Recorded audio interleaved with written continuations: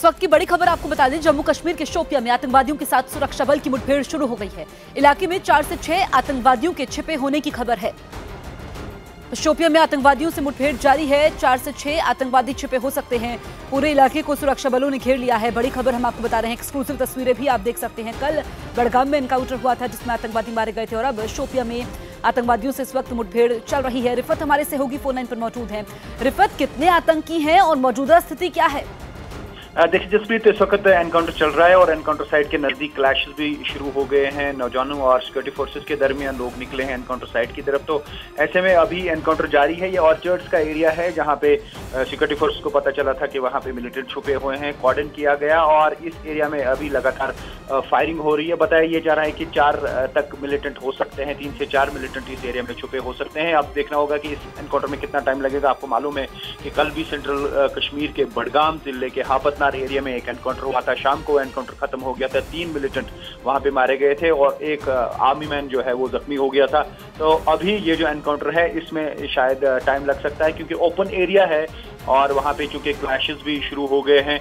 Law and order की situation भी पैदा हो जाती है जो ही एनकाउंटर शुरू हो जाता है। जैसे कि आपको मालूम है कि कल भी बहुत ज्यादा पत्थरबाजी हुई थी पुलवामा में भी, चाडोरा में भी और क्लैशेस जारी थे। हालांकि इंटरनेट सर्विस जो है कुछ एरियाज में बंद कर दी गई थी। तो अभी शुपया एरिया में इस वक्त ये एनकाउंटर चल रहा है। शिरमाल का एरिया अभी फायरिंग दोनों तरफ से हो रही है। बिल्कुल रिफत, आप बता रहे हैं श्रीमाल का ये इलाका है जहां पर इस वक्त एनकाउंटर चल रहा है। आपसे समझना चाहेंगे कि ये जो इलाका है ये सुरक्षा के लिहाज से कितना संवेदनशील है? देखिए पहले से ही काफी ज्यादा मिलिटेंट्स की तादाद इसमें रही है, चाहे शुपया हो, पुलवामा हो, कुलगाम हो या अनंतनाग हो। ये 4 डिस्ट्रिक्ट जो है साउथ कश्मीर के, वहां पे ये समझा जा रहा है कि सबसे ज्यादा मिलिटेंट्स की तादाद वहां पे है। चाहे हिजबुल मुजाहिदीन हो, लश्कर तैयबा हो या जैश मोहम्मद के मिलिटेंट्स हो या अल बदर के मिलिटेंट्स हों, ये जो ग्रुप्स हैं ज्यादा एक्टिव वहां पे हैं और अभी भी काफी तादाद मिलिटेंट्स की वहां पे है। ऐसा समझा जा रहा है कि 200 के करीब अभी भी मिलिटेंट्स की तादाद साउथ कश्मीर में है। तो आज जिस तरीके से ये एनकाउंटर हो रहा है वहां पे कुछ सूत्र ये भी बता रहे हैं कि 4 से 6 मिलिटेंट्स का ग्रुप हो सकता है, लेकिन 3 से 4 मिलिटेंट्स बिलीव किए जा रहे हैं कि वहां पे छुपे हो सकते हैं, ट्रैप हो सकते हैं। रिफत, आप नजर बनाए रखिए, अपडेट लेंगे। फिलहाल शुक्रिया। बीकानेर जमीन सौदे के मामले में सोनिया गांधी के दामाद रॉबर्ट वाड्रा को राजस्थान हाई कोर्ट से झटका मिला। कोर्ट ने रॉबर्ट वाड्रा और उनकी मां को पूछताछ के लिए ईडी के सामने 12 फरवरी को पेश होने का आदेश दिया। हालांकि कोर्ट ने इस मामले में उनकी गिरफ्तारी पर लगी रोक को बरकरार रखा। उनको डायरेक्शन दिया है कि आप जाइए और ईडी अथॉरिटीज के सामने बयान रिकॉर्ड कराइए, फिर उस पर वो जांच करेंगे। कोर्ट के इस आदेश पर सियासत शुरू होते देर नहीं लगी। हालांकि राजस्थान के सीएम अशोक गहलोत इस मामले में सवालों से बचते दिखे। रॉबर्ट वाड्रा को कोर्ट में पेश होना, ईडी के सामने पेश होना पड़ेगा। लेकिन रॉबर्ट वाड्रा के वकील ने पूछताछ में ईडी के साथ सहयोग करने का भरोसा दिया। हालांकि तय है कि पूछताछ आगे बढ़ने के साथ कांग्रेस के लिए भी मुश्किल बढ़ सकती है। जमीन सौदे का ये मामला बीकानेर के कुलायत का है। आरोप है कि रॉबर्ट वाड्रा की कंपनी स्काईलाइट हॉस्पिटैलिटी ने वहां 275 बीघा जमीन फर्जी तरीके से खरीदी थी और सस्ती दर पर खरीदी गई इस जमीन को बाद में ज्यादा कीमत पर बेच दिया। ये मामला सामने आने के बाद ईडी मनी लॉन्ड्रिंग के तहत केस दर्ज करके जांच कर रहा है। यूपी के शाहजहांपुर में एक नवजात बच्ची को जिंदा दफन करने की कोशिश के आरोप में पुलिस ने 3 लोगों को गिरफ्तार कर लिया। गिरफ्तार किए गए लोगों में बच्ची के पिता, एक तांत्रिक और एक महिला शामिल है। आरोप है कि तांत्रिक ने बच्ची पर भूत प्रेत का साया बताकर उसके पिता को दफना देने की सलाह दी थी, जिसके बाद एक महिला रिश्तेदार ने बच्ची को दफन कर दिया था, लेकिन बच्ची के रोने की आवाज सुनकर लोगों ने उसे बाहर निकाल लिया।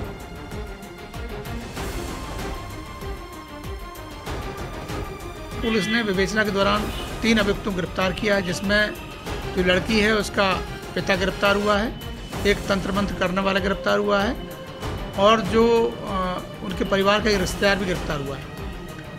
इन तीनों की गिरफ्तारी कर इनको जेल भेजा जा रहा है। अंतर्गत धारा 307, 317, 34 पुलिस एक्ट, इन सभी धाराओं में इनका चालन किया जाएगा। प्रयागराज में चल रहे कुंभ में शहीदों की याद में यज्ञ किया गया।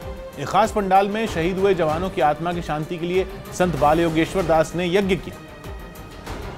जिसके लिए 108 फीट ऊंचा एक बड़ा पंडाल बनाया गया और उसके चारों तरफ शहीदों की फोटो भी लगाई गई, जिनमें रानी लक्ष्मीबाई से लेकर शहीद कर्नल विक्रम बत्रा के फोटो भी मौजूद है। यज्ञ का आयोजन चल रहा है शहीदों के नाम पर, उनके फोटोग्राफ यहाँ पर लगाए गए हैं। कुंभ नगरी में बने पंडाल को पूरी तरह शहीदों और उनके परिवार वालों को समर्पित कर दिया गया, जिसमें संत श्री बाल योगेश्वर दास जी महाराज की अगुवाई में लगभग 100 साधुओं ने शहीदों की आत्मा की शांति के लिए यज्ञ किए। उन नौजवानों को समर्पित किया जा रहा है जिन्होंने देश के खातिर प्राणों की आहुतियां दी। यज्ञ के जरिए लोगों को देश के लिए पूरी तरह समर्पित रहने का संदेश दिया गया। यूथ जो है आज का, उसको पता चले कि they are the real heroes. यज्ञ के पंडाल में भगवान विष्णु की एक बड़ी मूर्ति भी लगाई गई। इसके अलावा कई शहीद जवानों के परिवार वालों को भी शामिल होने के लिए वहां बुलाया गया। यूपी के आगरा में पुलिस वालों ने फांसी लगा रही एक महिला को बचा लिया। आरोप है कि परिवार में विवाद के बाद एक महिला खुदकुशी करने की कोशिश की थी,